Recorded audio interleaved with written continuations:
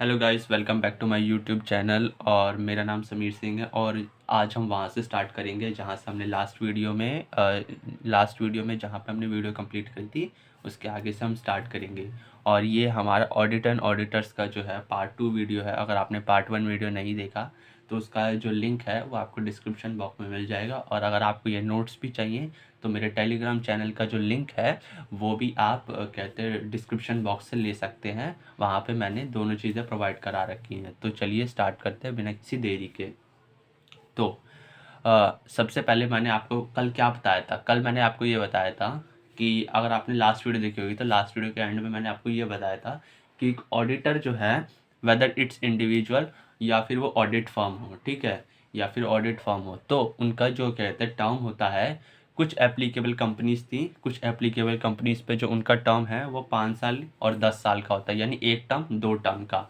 ठीक है, एक टर्म और 2 टर्म का। इंडिविजुअल का एक टर्म 5 ईयर्स का और ऑडिट फर्म का 2 टर्म का, मतलब कॉन्सिक्यूटिव 10 ईयर्स तक का। ठीक है, तो ये होता है। ठीक है, अब मेरे को आज आपको पढ़ाना है कूलिंग पीरियड। तो समझिए बात को ध्यान से कि कूलिंग पीरियड होता क्या है। ठीक है, कूलिंग पीरियड होता क्या है। मान लीजिए कोई लिस्टेड कंपनी है, क्योंकि सभी लिस्टेड कंपनीज को जो है ज़रूरत रिक्वायर्ड होता है, वो कहते हैं टर्म ऑफ ऑडिटर का प्रोविजंस को कंप्लाई करना। ठीक है, सभी लिस्टेड कंपनीज को। तो एग्जांपल ले लीजिए कि जैसे कोई कंपनी जोमेटो है, जोमेटो लिमिटेड है, पब्लिक कंपनी है, लिस्टेड कंपनी है। ठीक है, अब जोमेटो का जो ऑडिटर है, ऑडिट फर्म जो है, अब KPMG जो है, तो वो उनकी ऑडिट फर्म है। और 10 साल पूरे कंप्लीट होगा, 2 टर्म कंप्लीट होगा, उसके बाद से वो KPMG जो है, अब क्या होगा कि आने वाले अगले 5 सालों तक KPMG जोमेटो कंपनी का जो है ऑडिट नहीं कर सकता। 5 सालों तक, मिनिमम 5 साल तक का तो होता है। और वो 5 साल तक क्यों नहीं कर सकता? क्योंकि कंपनी लॉ मना करता है। 5 साल का वो इसलिए नहीं कर सकता क्योंकि कंपनी लॉ जो है ये करने से मना करता है। यानी कि एक इंडिविजुअल ऑडिटर जब वो अपना एक टर्म कंप्लीट कर लेगा, या ऑडिट फर्म जब वो अपने 2 टर्म कंप्लीट कर लेंगे, उनके बाद उनको 5 साल तक के लिए रेस्ट पे रखा जाता है। यानी उस कंपनी में दोबारा से 5 सालों तक ऑडिट नहीं कर सकते। तो उसी 5 साल का जो पीरियड होता है उसी को कूलिंग पीरियड बोला गया है कंपनी लॉ में। तो चलो यही देखते हैं, नोट से पढ़ते हैं। तो कूलिंग पीरियड क्या होता है? कूलिंग पीरियड मतलब कि individual auditor plus audit firm, ये दोनों पे कूलिंग पीरियड जो है एप्लीकेबल होता है। कि जब ये अपना कंप्लीशन ऑफ टर्म, भैया ये जब अपना टर्म जो है कंप्लीट कर लेंगे, 5 साल 10 साल ऐसे केस में भी, तो उसके बाद no reappointment in the same company for 5 years. मैंने यही कहा था कि दोबारा से रीअपॉइंटमेंट नहीं हो सकती सेम कंपनी में 5 साल के लिए। यानी 5 साल के लिए रेस्ट पे चल जाएंगे। वो 5 साल के टर्म को ही बोल दिया जाता है क्या?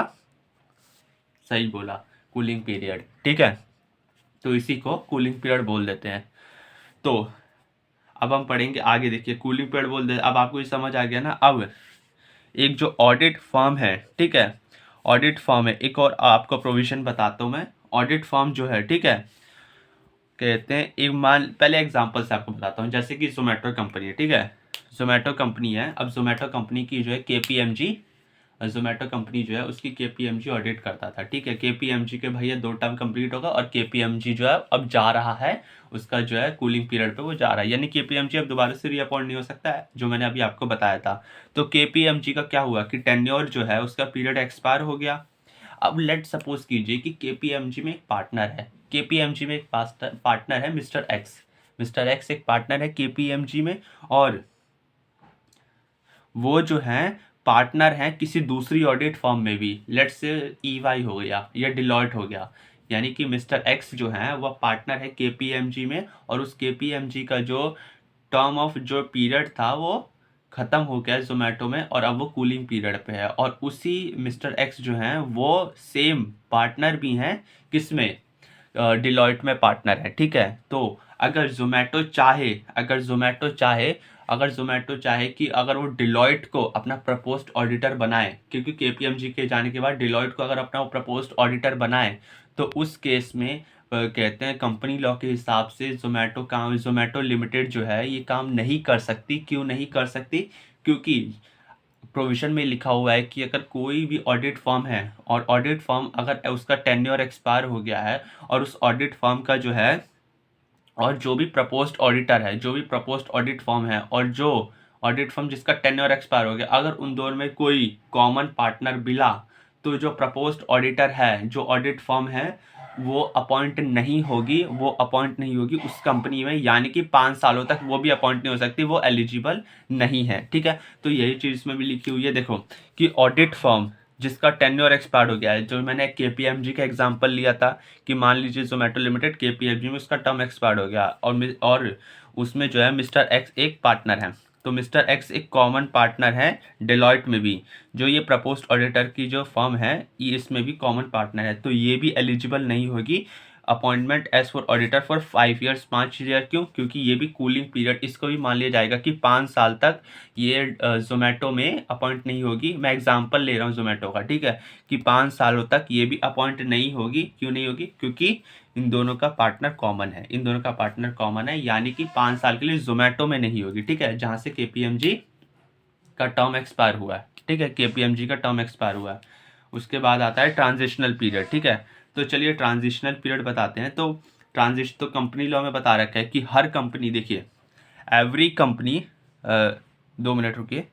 तो ट्रांजिशनल पीरियड देखिए, तो ट्रांजिशनल पीरियड जो है, ट्रांजिशनल पीरियड कंपनी लॉ में बता रखा है। तो क्या लिखा है कि कोई भी कंपनी जो एग्जिस्टिंग ऑन और बिफोर कंपनीज एक्ट 2013। अब कंपनीज एक्ट 2013 कब आया था? 1 अप्रैल 2014 को आया था, जब प्रेसिडेंट की असेंट आई थी, उनके सिग्नेचर आए थे। तो उसके बाद से कंपनी लॉ जो है वो एक्शन में आया था। ठीक है, वो एज अ लॉ बना था। उससे पहले क्या चलता था? कंपनीज एक्ट 1956 चलता था, कंपनीज एक्ट 1956 चलता था। यानी मैं ये बात कर रहा हूँ कि वो कंपनी जो इस्टेब्लिश हुई है एज पर कंपनीज एक्ट 1956 के हिसाब से, हाँ या ना? हाँ, ठीक है। तो कंपनीज एक्ट 1956 के हिसाब से ये कंपनी स्टेब्लिश हुई हैं और कंपनीज एक्ट 2013 के आने से पहले एग्जिस्टिंग में थी, तो उनको भी बोला है कि shall comply above provisions within 3 years, but not later than the date of the first AGM hold after 3 years.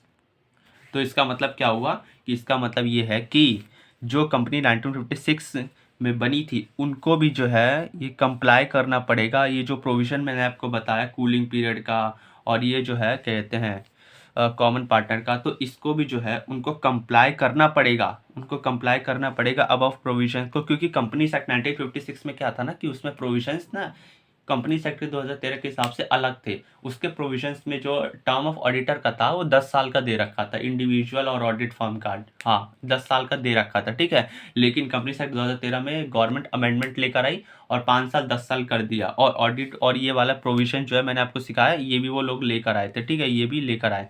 तो जो भी कंपनी 1956 के हिसाब से बनी है उनको कंप्लाई करना पड़ेगा इस प्रोविजंस को 3 सालों के अंदर अंदर, 3 सालों के, यानी कंपनी एक्ट जब भी 2013 आया तो उसके 3 सालों के अंदर अंदर उनको जो है कंप्लाई करना पड़ेगा प्रोविजन। लेकिन वो जब उनकी 3 साल के बाद जब पहली एजीएम होगी, 3 साल के बाद जो पहली एजीएम होगी उसके बाद नहीं कर सकते, but not later than the date of first AGM held after 3 years.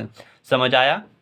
मैं आपको एग्जांपल से समझाता हूँ। जैसे एग्जांपल से समझाता हूँ, लेट्स सपोज कि लेट्स टेक एन एग्जांपल कि जोमेटो कंपनी है। Zomato company as per companies act 1956 के हिसाब से इस्टेब्लिश हुई थी और कंपनीज एक्ट 2013 के हिसाब से जो है कंपनीज एक्ट 2013 के, और वो लिस्टेड कंपनी बन गई थी कंपनीज एक्ट 2013 के हिसाब से आने से पहले। ठीक है, मैं एग्जाम्पल ले रहा हूँ। ठीक है, रियलिटी पे अभी मत जाना, मैं एग्जाम्पल ही ले रहा हूँ। तो कंपनीज एक्ट 2013 के हिसाब से वो लिस्टेड कंपनी थी और पब्लिक कंपनी थी। ठीक है, और कंपनीज एक्ट 2013 आया, कंपनी सेक्ट 2013 जब आया तो उसके बाद उनको बोला गया एग्जिस्टिंग कंपनी को कि आपके पास 3 साल है, आपके पास 3 साल है, 3 साल में इस प्रोविजंस को जो है कंप्लाई करना पड़ेगा। यानी कि 1 अप्रैल 2014 से लेके 1 अप्रैल 2017 तक, 1 अप्रैल 2017, 15, 16 और 17, 1 अप्रैल 2017 तक जो है कंपनी को कंप्लाई करना पड़ेगा। लेकिन उनकी जो पहली एजीएम होगी, जैसे कि मान लीजिए अब मैंने आपको बताया था कि एग्जिस्टिंग कंपनी की एजीएम फाइनेंशियल ईयर के एंड के 6 महीने बाद से होती है, यानी कि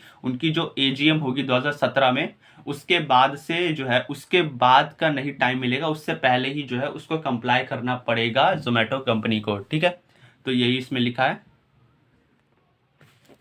और अब चलिए रोटेशन ऑफ ऑडिटर की बात करते हैं। तो रोटेशन ऑफ ऑडिटर जो है इसको इंपॉर्टेंट मार्क कर दीजिए, वेरी इंपॉर्टेंट है ये। ठीक है, इसको इंपॉर्टेंट मार्क कर लीजिए।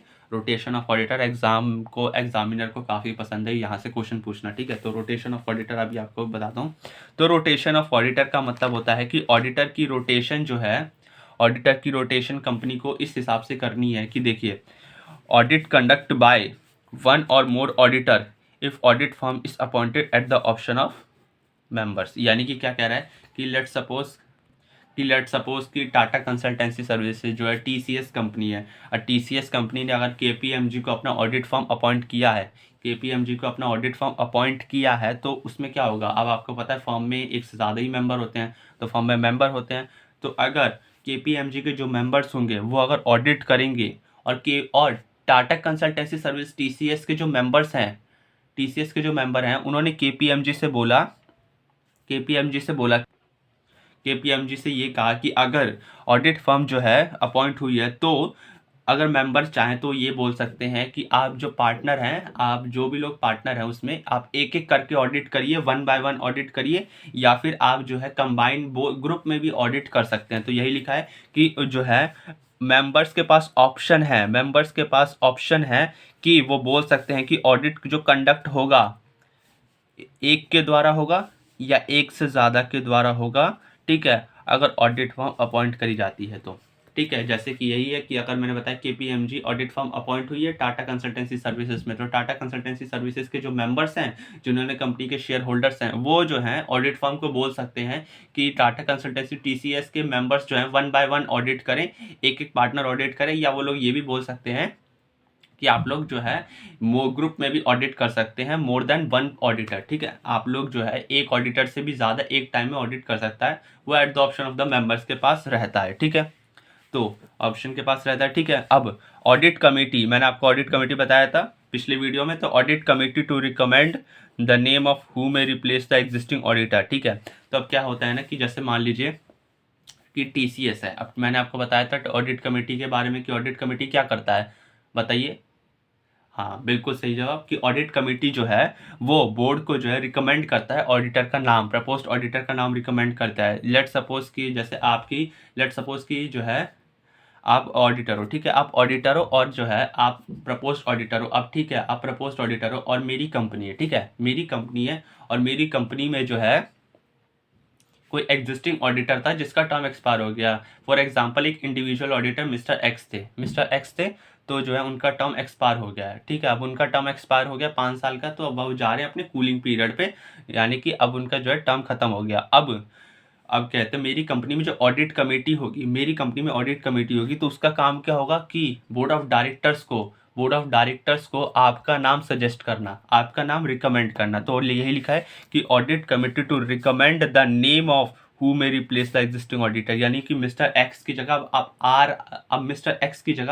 अब आप आ रहे हैं मेरी कंपनी में एज अ प्रपोज्ड ऑडिटर, तो आपने मिस्टर एक्स की जगह ले ली।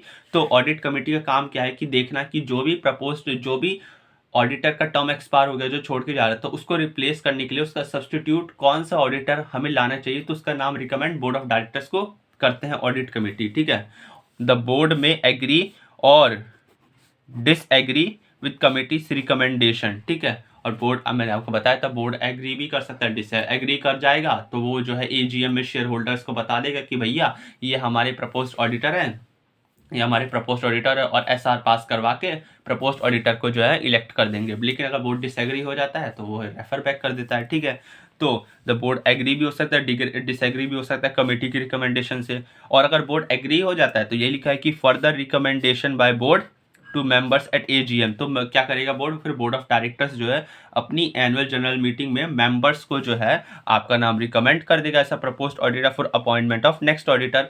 जो पुराना ऑडिटर गया छोड़ के, ठीक है, उसकी जगह अब आप आ गए, तो नेक्स्ट ऑडिटर के बारे में जो है रिकमेंड कर देगा बोर्ड। अगर बोर्ड ऑफ डायरेक्टर को अच्छा लगा तो रिकमेंड करेगा, नहीं अच्छा लगा तो रेफर बैक कर देगा, याद रखना प्रोविजन। ठीक है, और अब आगे चलते हैं। तो अब यहाँ से कि auditor holding office prior to the commencement of the act, ये बहुत इंपॉर्टेंट है। यहाँ पे बच्चों को बहुत जल्दी यहाँ पे समझ नहीं आता है, तो इसको ध्यान से देखना। ठीक है, इसको ध्यान से देखना कि मैंने बोला कि अगर कंपनीज एक्ट 2013 के आने से पहले कंपनीज एक्ट 2013 के आने से पहले अगर, जैसे मान लीजिए मैं एग्जांपल से बताता हूँ, उससे आपको थोड़ा सा ज़्यादा क्रिस्टल क्लियर होगा, ठीक है। तो जैसे रिलायंस इंडस्ट्रीज़ है, अब रिलायंस इंडस्ट्री जो है वो कंपनी बनी है एज पर कंपनीज एक्ट 1956 के हिसाब से, ठीक है, कंपनीज एक्ट 1956 के हिसाब से। अब जो है उसमें मान लीजिए ईवाई है, ईवाई जो है वो ऑडिट फर्म उसमें अपॉइंट हो रखी है, ठीक है। मान लीजिए वो लोग 2012 को अपॉइंट हुए थे और 10 साल के लिए होने वाले थे, तो 2012 से 2022 तक उनका जो है वो था कि 2012 से 2022 तक वो जो है उस कंपनी में एज अ ऑडिटर जो है, स्टैट्यूटरी ऑडिटर ऑडिट करेंगे, कंडक्ट, ठीक है। तो होने वाला था, अब क्या हुआ कि 2014 में 1 अप्रैल 2014 को कंपनीज एक्ट 2013 आ गया, जिसने कंपनीज एक्ट 1956 को रिप्लेस कर दिया था। अब इसमें बताया गया कि वो ऑडिटर, जब मैं ऑडिटर बोलूँ, मैं यहाँ इंडिविजुअल और ऑडिट फर्म दोनों की बात कर रहा हूँ, ठीक है। तो दिमाग में ये रख के रखना कि जब भी मैं ऑडिटर कहूँ तो इसका मतलब बोथ इधर या तो इंडिविजुअल या फिर जो है ऑडिट फर्म, कोई भी चलेगा, दोनों इसमें जो है चल सकते हैं, ठीक है। तो ऑडिटर जो है होल्डिंग ऑफिस, यानी कि ऑफिस को होल्ड कर रहा है, ऑफिस को होल्ड करने का मतलब है कि वहां पे ऑडिटर है अभी, ठीक है। तो ऑफिस को होल्ड कर रहा है prior to the commencement of the act, prior मतलब पहले, यानी कि जब एक्ट कंपनीज एक्ट 2013 आया उसकी जो कमेंसमेंट थी उससे पहले वो ऑफिस होल्ड करके बैठ रहा है। तो अब सवाल ये उठा, सवाल कुछ लॉ जो क्वेश्चन, जिन्होंने क्वेश्चंस उठाए लॉ कंपनीज एक्ट पे, उन्होंने ये सवाल उठाया कि क्या मान लीजिए 2012 से 2022 तक ईवाई जो है रिलायंस इंडस्ट्री में जो है एज ऑडिटर लगा था, तो 2014 1 अप्रैल 2014 को जो कंपनीज एक्ट 2013 आया, तो क्या जो 2 साल जो थे, जो ईवाई ने ऑडिट करे थे रिलायंस इंडस्ट्री के, उसको कैलकुलेट, उसको जो है ऑडिटर की टर्म में जोड़ा जाएगा या उसको नहीं जोड़ा जाएगा, मतलब कि उसको जोड़ा जाएगा 2012 से 2022 रखा जाएगा या पहला साल 2014 से रखा जाएगा।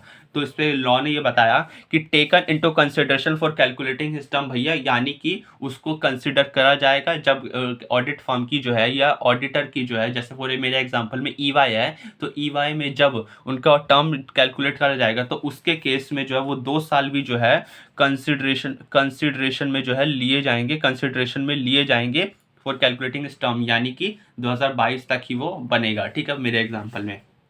अब आगे चलते हैं, एक और सबसे ये इंपॉर्टेंट प्रोविजन है, जैसे कि ये मान लीजिए, अब मेरे एग्जांपल में यही ले लीजिए कि मान लीजिए ये है रिलायंस इंडस्ट्रीज, मैं आपको बता दूं एग्जांपल से, हाँ ये रही, तो रिलायंस इंडस्ट्रीज है, रिलायंस इंडस्ट्रीज है, तो इसका ऑडिटर जो है केपीएमजी है।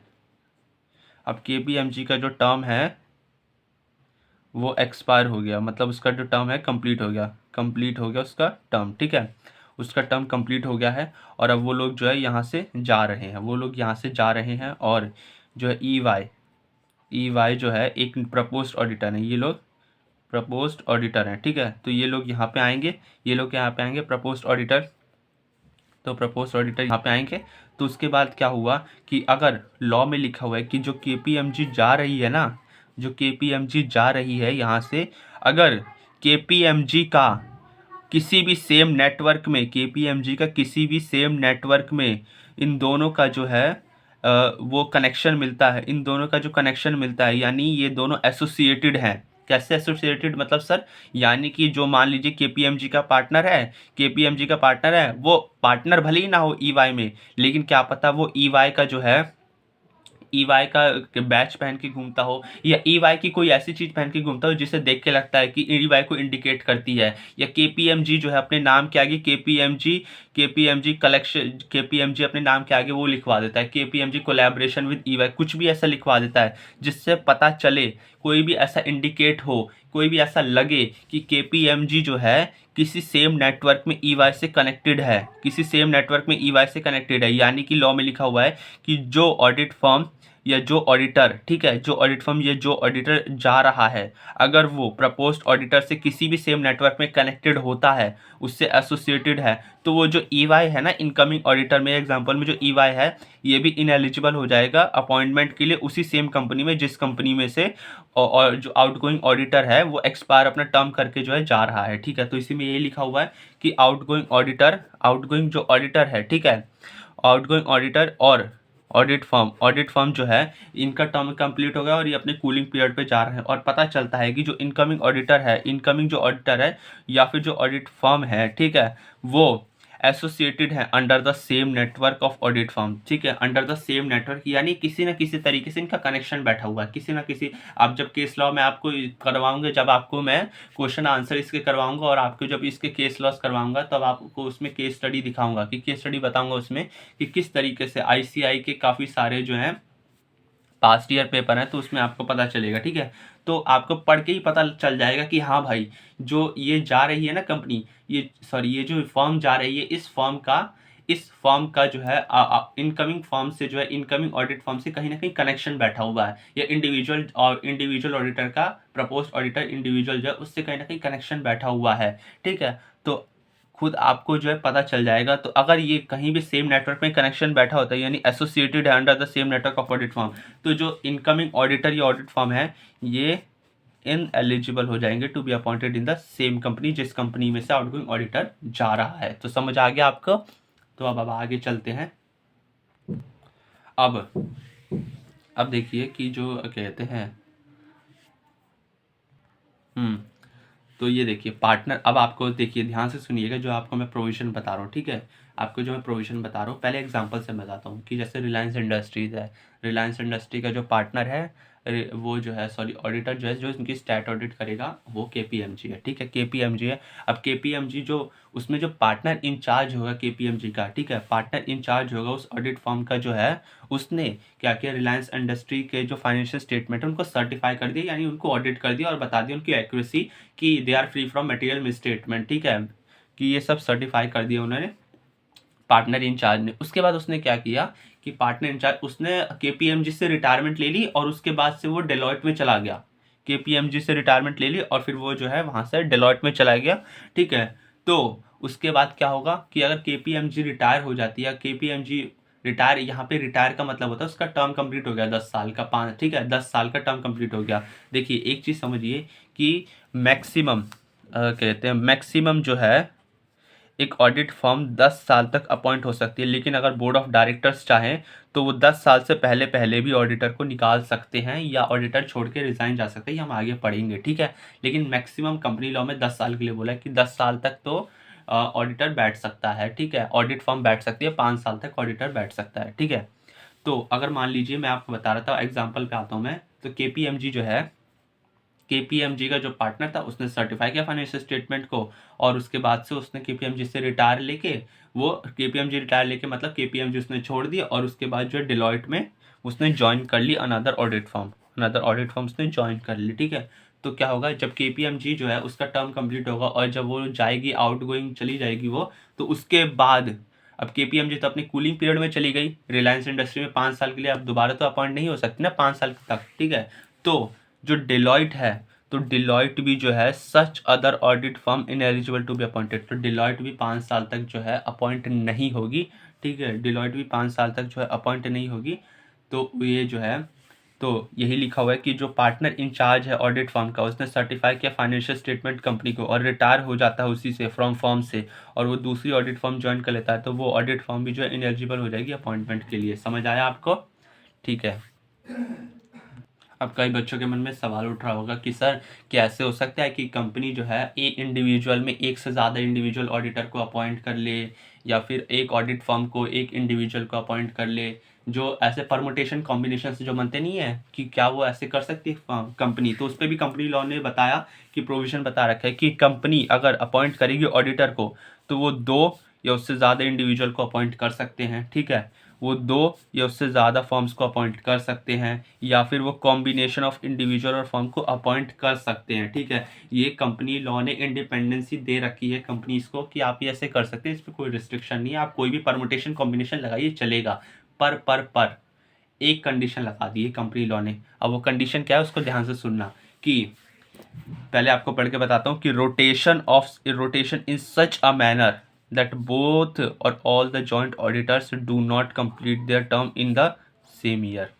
ठीक है, क्या कह रहा है पॉइंट, क्या कह रहा है लाइन? तो ये ध्यान से सुनिए, ये लाइन ये कह रहा है, मैं आपको एग्जांपल से बताता हूँ तभी आपको लाइन समझ आएगा। कि जैसे मान लीजिए रिलायंस इंडस्ट्रीज है, अब रिलायंस इंडस्ट्रीज ने क्या किया कि रिलायंस इंडस्ट्री ने केपीएमजी, ईवाई, डिलॉयट, पीडब्ल्यूसी चारों को जो है, उनके चारों ऑडिट फर्म्स को जो है अपॉइंट कर लिया, ठीक है, चारों ऑडिट फर्म्स को अपॉइंट कर लिया। उसके बाद इन लोगों ने क्या किया कि तो ये इंडिपेंडेंस ये चलेगा। लेकिन ये उसमें कंपनी लॉ में बता रखा है कि केपीएमजी का जिस साल टर्म कंप्लीट होगा, केपीएमजी का जिस साल टर्म कंप्लीट होगा उस साल ना तो पीडब्ल्यूसी का, ना ईवाई का और ना डिलॉयट का टर्म कंप्लीट होना चाहिए। यानी कि जिस साल केपीएमजी छोड़कर जाएगा उसका टर्म कंप्लीट होगा, ठीक है, जिस साल उसका टर्म कंप्लीट होगा उस साल, ठीक है, उस साल किसी और का टर्म कंप्लीट नहीं होना चाहिए। उसी सेम ईयर में किसी और का टर्म कंप्लीट नहीं होना चाहिए, आगे हो जाए पीछे हो जाए, उस साल किसी ऑडिटर का टर्म कंप्लीट नहीं होना चाहिए, भले ही वो इंडिविजुअल हो या ऑडिट फर्म हो। तो यही इसमें लिखा हुआ है कि रोटेशन कंपनी को इस तरीके से करनी है, इन सच अ मैनर कि बोथ ये जितने भी जॉइंट ऑडिटर्स हैं वो डू नॉट कंप्लीट, वो अपना टर्म कंप्लीट ना करें इन द सेम ईयर में। इन द सेम ईयर यानी कि जिस साल केपीएमजी गया उस साल ईवाई, डिलॉयट, पीडब्ल्यूसी का टर्म कंप्लीट नहीं होना चाहिए। इस तरीके से रिलायंस इंडस्ट्री को रोटेशन करनी पड़ेगी। समझ आ गया आपको पॉइंट, हाँ या ना? चलिए थैंक यू। अब अगले जो है पॉइंट पे चलते हैं हम। अब मैं ये आपको जो बताने वाला हूँ ये बहुत बहुत बहुत इंपॉर्टेंट है, तो इसको मार्क कर लीजिएगा, वेरी इम्पॉर्टेंट। इसको इम्पॉर्टेंट मार्क कर लीजिएगा कि फर्स्ट ऑडिटर होता है उसकी अपॉइंटमेंट कैसे होती है, और सब्सिक्वेंट ऑडिटर मतलब जो फर्स्ट ऑडिटर के बाद ऑडिटर्स आएंगे उनको सब्सिक्वेंट ऑडिटर बोल दिया जाता है। तो सब्सिक्वेंट ऑडिटर की अपॉइंटमेंट कैसे होगी, ठीक है, तो ये बहुत इंपॉर्टेंट है, तो ध्यान से सुनिएगा, ठीक है, कि सारी companies all companies other than government companies तो अपना फर्स्ट ऑडिटर कैसे अपॉइंट करेगी। अब आपने पढ़ा था सर कि फर्स्ट ऑडिटर ऐसे अपॉइंट होता है कि फर्स्ट एजीएम की कंक्लूजन में जो है फर्स्ट ऑडिटर अपॉइंट होता है और वो अपने ऑफिस को होल्ड करके रखता है 6th एजीएम तक, है ना। तो ये सही है, आपने बिल्कुल सही कहा, ऐसा ही होता है। लेकिन आप मेरे को बात बताइए, मैंने आपको ये भी बताया था कि जो न्यू कंपनी होती है, अगर वो जो न्यू कंपनी होती है उस न्यू कंपनी को जो है, जब न्यू कंपनी आप पढ़ेंगे चैप्टर 7 आप जब पढ़ेंगे मैनेजमेंट एडमिनिस्ट्रेशन, तो आपको उसमें पता चलेगा कि जब न्यू कंपनी जो है वो जब रजिस्टर होती है, जब उसको जो है CIN मिलता है, तब उनके रजिस्ट्रेशन, उनका जो फाइनेंशियल ईयर एंड होता है, तो उस फाइनेंशियल ईयर एंड होने के 9 महीने बाद, 9 महीने के अंदर अंदर उनको अपनी फर्स्ट एजीएम करानी होती है। जैसे कि मान लीजिए कि कोई कंपनी है, जैसे कोई कंपनी है, कोई भी कंपनी हो गई, जैसे कि एबीसी लिमिटेड कंपनी हो गई, ठीक है, एबीसी लिमिटेड कंपनी हो गई।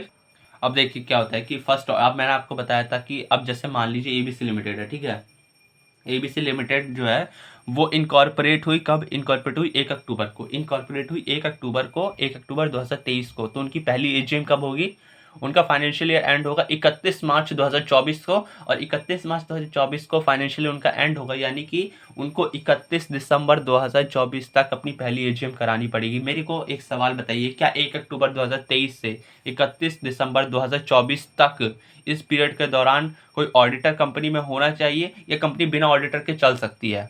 बताइए मेरे को। तो देखिए, अब क्या 1 अक्टूबर 2023 से लेके 31 दिसंबर 2024 तक क्या कंपनी में ऑडिटर होना चाहिए, नहीं होना चाहिए? होना चाहिए ना।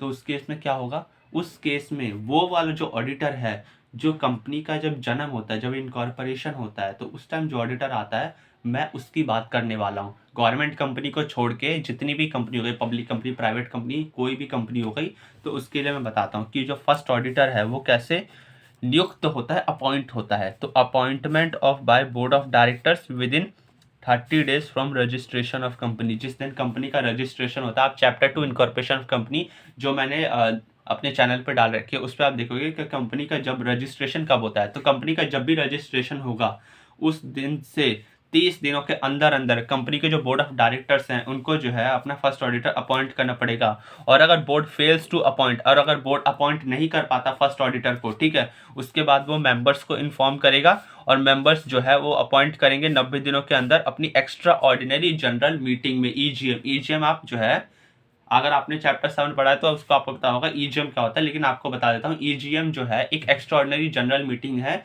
जो हर साल नहीं होती, लेकिन इमरजेंसी के टाइम पे होती है। जब जरूरत होती है तब तुरंत ईजीएम बुला दी जाती है, ठीक है। तो ईजीएम के अंदर जो है मेंबर्स को जो है 90 दिनों के अंदर जो है ऑडिटर को अपॉइंट करना पड़ेगा, ठीक है। हाँ, अब first auditor to hold office until the conclusion of the first AGM, और वही ऑडिटर जो बोर्ड ऑफ डायरेक्टर्स ने, या फिर बोर्ड फेल हो गया तो मेंबर्स ने ईजीएम में अपॉइंट करा, तो वो जो बोर्ड ऑफ डायरेक्टर है वो ऑफिस को होल्ड करके रखेगा, यानी वो ऑडिटर बना रहेगा कब तक? कंक्लूजन ऑफ फर्स्ट एजीएम, जब भी फर्स्ट एजीएम होगी उसकी, नई कंपनी जो है उसकी जब भी फर्स्ट एजीएम होगी तो उसका जब भी कंक्लूजन होगा तो वहां तक वो ऑडिटर बन के रहेगा, और फिर वहां से आपने जो प्रोविजन पढ़ा था फिर वो ऑडिटर बनेगा जो सिक्स एजीएम तक कंटिन्यू करेगा। समझ आ गया आपको? ठीक है, अब आगे चलते हैं। तो अब फर्स्ट ऑडिटर गवर्नमेंट कंपनी के केस में कैसे अपॉइंट होता है, तो देखिए, अपॉइंटमेंट बाय सीएजी। सीएजी मतलब यहाँ नोट कर लीजिए, यहाँ पे लिख देता हूँ मैं, सीएजी। सीएजी मतलब कंटेम्पलर, एक मिनट, हाँ,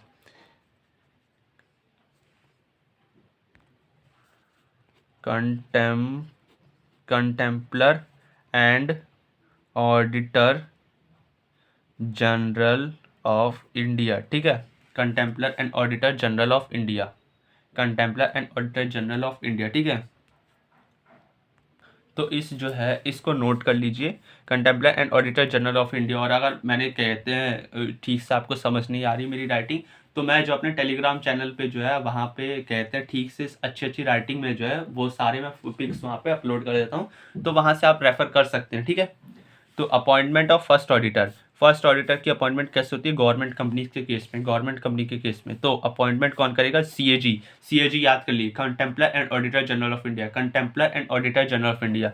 तो सीएजी जो है अपॉइंट करेगा गवर्नमेंट कंपनी के केस में पहला ऑडिटर 60 दिनों के अंदर अंदर from the date of registration of company, जिस दिन से कंपनी का जन्म हुआ, जिस दिन से कंपनी का रजिस्ट्रेशन हुआ, जिस दिन से कंपनी को कॉर्पोरेट आइडेंटिटी नंबर मिला, उस दिन से 60 दिनों के अंदर अंदर जो है सीएजी को अपॉइंट करना पड़ेगा फर्स्ट ऑडिटर। ठीक है, सीएजी को अपॉइंट करना, भाई गवर्नमेंट कंपनी है, सरकारी कंपनी है, सरकारी कंपनी मतलब कि थोड़ा ज़्यादा टाइम चाहिए, इनको थोड़ा सा ज़्यादा टाइम चाहिए। अब और देखिए आगे कि अगर सीएजी फेल्स टू अपॉइंट, अगर सीएजी अपॉइंट नहीं कर पाता तो बोर्ड ऑफ डायरेक्टर्स को जो है अपॉइंट करना पड़ेगा अगले 30 दिनों के अंदर अंदर, यानी जब 60 दिन कंप्लीट हो जाएंगे फिर बोर्ड ऑफ डायरेक्टर्स को 30 दिन मिल जाएंगे कि 30 दिन तक आप अपॉइंट कर लीजिए। ठीक है, और अगर बोर्ड ऑफ डायरेक्टर्स भी नालायक हैं, ये लोग भी अगर नहीं कर पाते अपॉइंट, तो फिर उसके बाद बोर्ड क्या करेगा? If board fails to appoint within the next 30 days, तो उसके बाद से जो है मेंबर्स अपॉइंट करेंगे, 60 दिनों को मेंबर्स का टाइम दिया जाएगा, और वो भी EGM extra ordinary general meeting में जो है ऑडिटर को अपॉइंट करेंगे। यानी कि याद कर लीजिए, जो कंपनी गवर्नमेंट कंपनी केस नहीं है, जो कंपनी गवर्नमेंट कंपनी नहीं है उसमें क्या है